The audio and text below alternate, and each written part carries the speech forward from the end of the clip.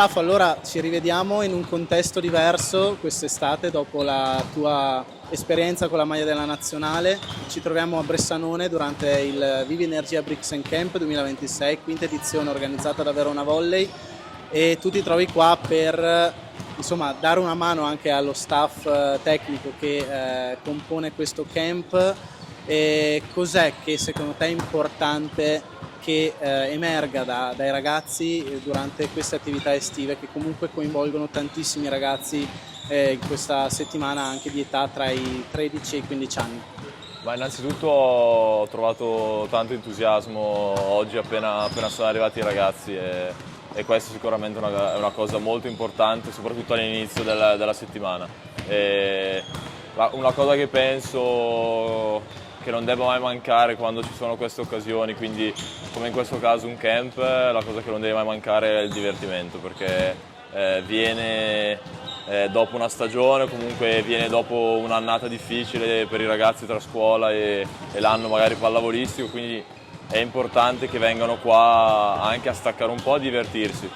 Questo ovviamente non deve far sì che l'impegno, la dedizione a quello che si fa in palestra venga meno, perché comunque avere uno staff di questo livello a disposizione secondo me è bene provare ad usarlo al meglio, quindi ok il divertimento, però anche un po' quella parte, cioè quella voglia di apprendere qualcosa in più e provare a migliorare anche una piccola cosa in questa settimana.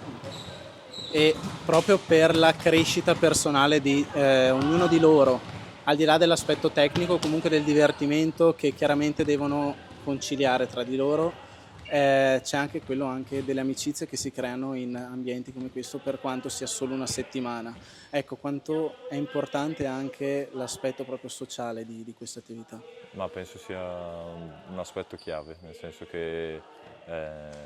il riuscire a creare dei legami anche da quando si è così piccoli, credo sia una bella cosa, provare a creare qualcosa che magari puoi ritrovare l'anno dopo sempre quello stesso camp, ma anche al di fuori del camp, quindi il fatto sociale e il fatto di passare insieme una settimana con praticamente in questo caso una settantina di ragazzi che probabilmente non conosci, che comunque conosci poco, è qualcosa di bello e ti fa conoscere anche molte persone della tua età, di altre zone d'Italia che normalmente non riusciresti a conoscere. E ti chiedo, tu arrivi da una stagione positiva, diciamo la tua prima da titolare in Superlega, che ha visto come il coronamento nella vittoria della Coppa Italia, ma tanti altri risultati e traguardi importanti.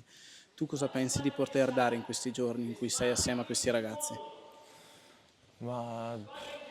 è difficile perché comunque sono delle annate un po' particolari, soprattutto è quel cambio, no? Anche il passaggio delle scuole, dalle medie alle superiori, quindi secondo me è un passaggio sempre particolare, è una fascia d'età sempre particolare. È una cosa che io sono qua a divertirmi, io in primis con loro, quindi cercare di divertirmi insieme a loro, a provare a dargli una mano per quello che è possibile, provare a dargli qualche piccolo consiglio che mi è servito negli anni passati e magari anche alla loro età per provare a migliorare qualcosa. Ovviamente in così poco tempo è difficile, però provo a dare un piccolo supporto per quello che posso ovviamente in questi giorni che sarò qui con loro, però voglio anche portargli tanta spensieratezza e divertimento insieme.